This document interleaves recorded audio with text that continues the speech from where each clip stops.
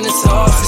Took a loss, that's your loss. Had to get my point across. Their very birth, the Vajood, is based on the hate of Hindus in particular and India in general. Hello and welcome to Questioning Mind. I'm your host, Sagarika, and it is my absolute pleasure to be joined today by one of my recent time favorite commentators on current affairs, Khalid Baig. Khalid is a co-host of India This Week, a YouTube channel he hosts with Amna Ansari. Khalid, welcome. Thank you for having me, Sagarika. So Khalid, discussing current affairs, I saw something that we came across that became quite viral last week, and I'll just pull it up for the audience. It was a very innocuous seeming tweet by an Indian journalist, Kanika Gupta, and it just says, talks about her visiting Lahore station, and I noticed that you were one of the first commentators, right after the image was posted. I noticed you posting this comment, and both being Indian, it was quite eye-opening in that sense that you mentioned this. So do you want to delve a little more into why you think this sort of countering is necessary? See, I mean, to the average eye who's not invested into the world of current affairs, they will see it, and I mean, at the end of the day, humans they cherish bonds which have fallen apart, and everybody wants to just have that good moment. There's nothing wrong in it, but for people who like us, who are students of this, are passionate about understanding narratives and perceptions and psyops and all that, this whole post of trying to normalize a state whose history from its very brutal inception and birth is it's filled with the massacre of non-Muslim communities of that country, right?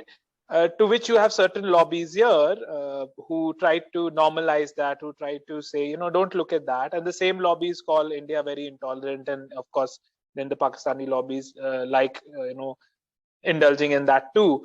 So what you see from that image, and when you delve a little deeper, you see that this reporter, whoever she is, Kanika Gupta or something, has worked with Al Jazeera, has worked with other organizations, TRT, and has currently also, I guess, she's working for one of them, right?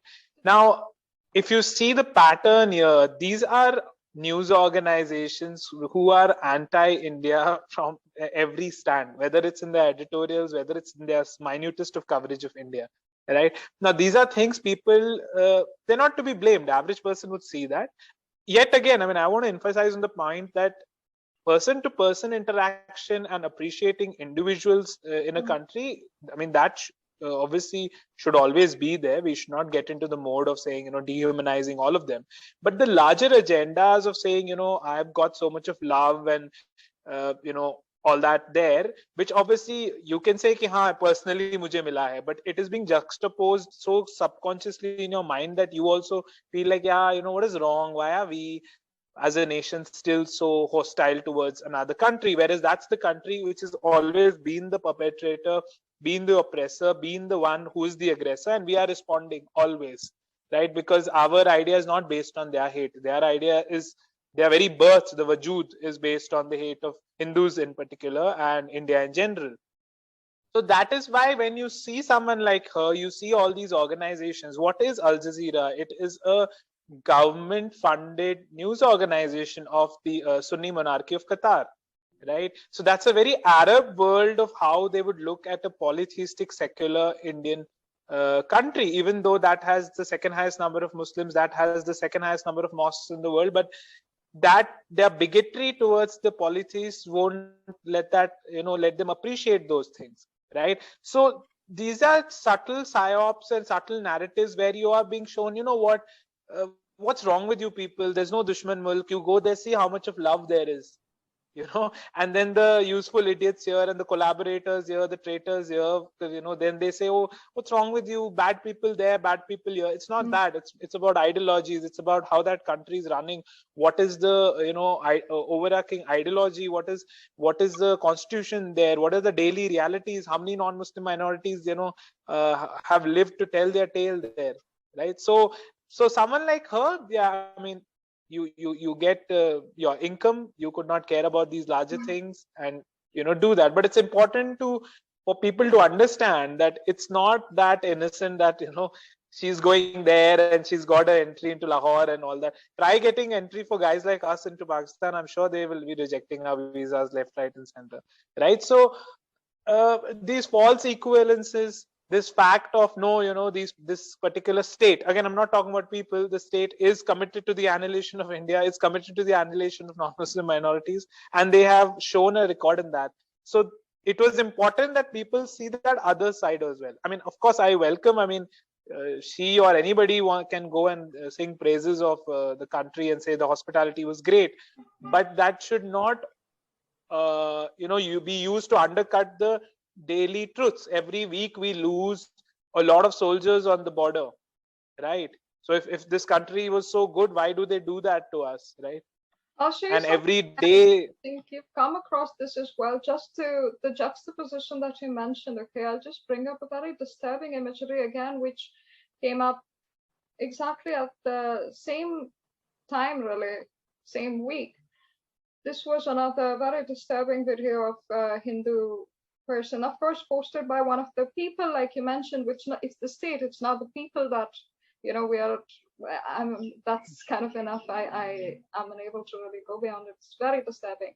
right. Like you mentioned, that's part of a larger narrative that attempts to whitewash all of this, and part of a psyops strategy that is, more deep. And frankly, like we discussed offline, I was unaware about her credentials until you mentioned TRT and Al Jazeera, both of which are internationally funded to create these narratives and make psyops an actual strategy here. So Khalid, about the psyops and about that being internationally funded, do you see a definite lack of state interest, of Indian state interest in countering them and creating their own?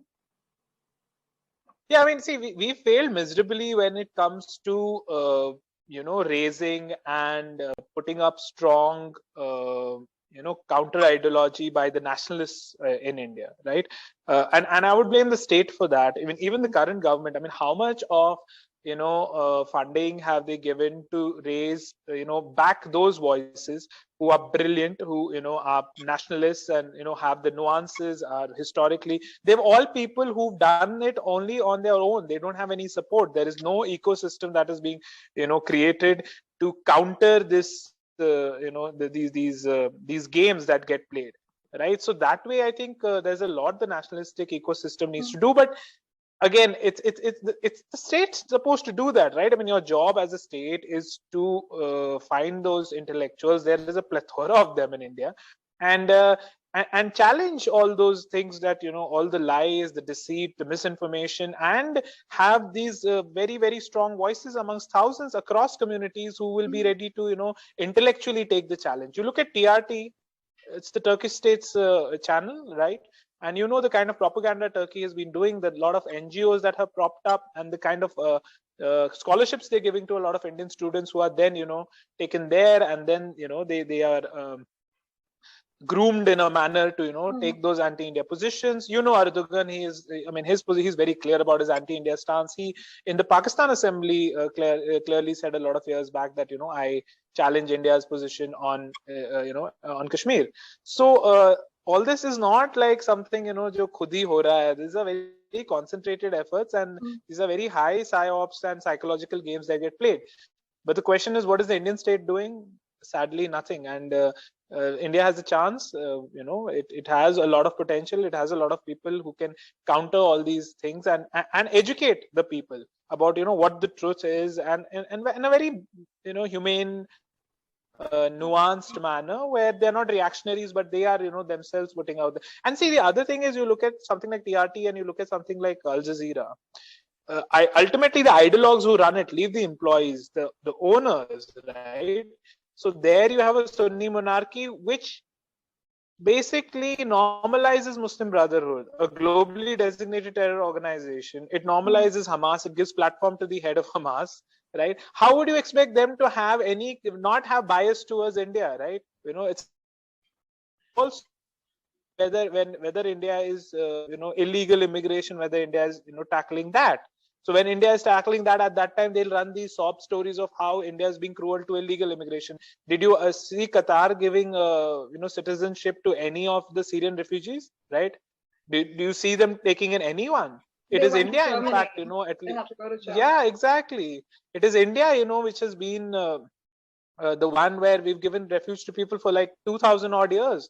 Whether in the first century, the Christian community, the first church, one of the oldest churches, whether during the prophet lifetime of Holy Prophet in the 7th century, the family, or whether it is the Jews, whether it's the so much Parsis. So and then they lecture India. So why look at yourself to the frame of an Arab monarch who every day decides what is to come into the editorial there, or look at yourself through a Turkish state. Turkey, by the way, I mean, as far as its secular cultural credentials is going, is something actually Indian Muslims should look up to. Sans Erdogan and his rise to theocracy and the way the economy is plunging now because of that.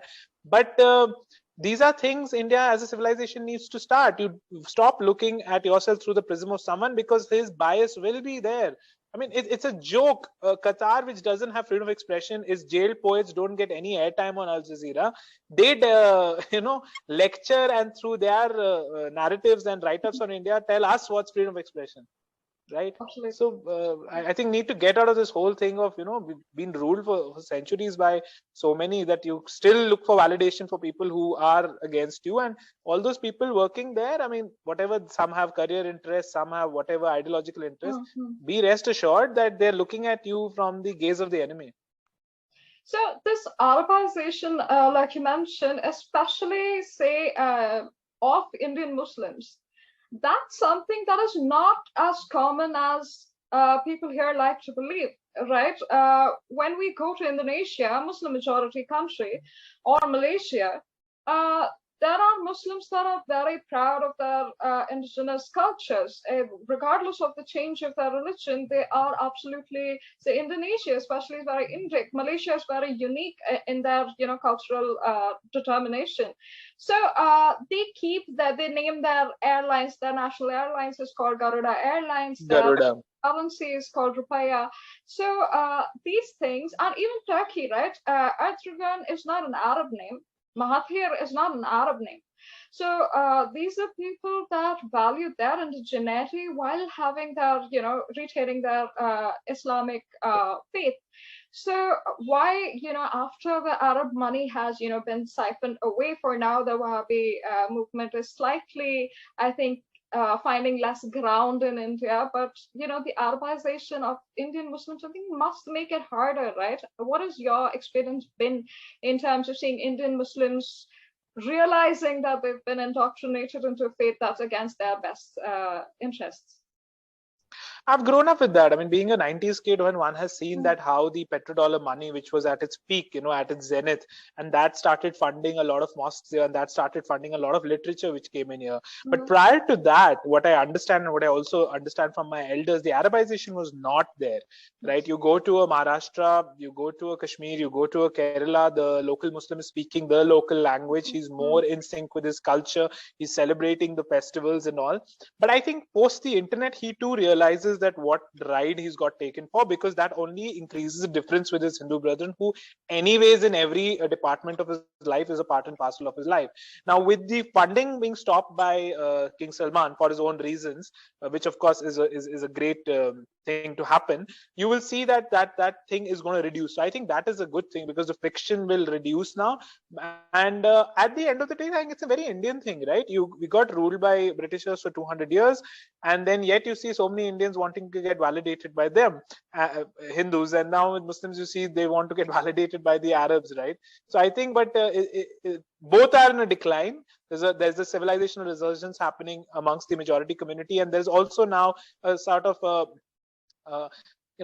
some sort of introspection happening amongst the Muslims that, okay, last 30 years with all this Arabization, we did go somewhere wrong, right? So I think, in fact, it's a good stage to be in.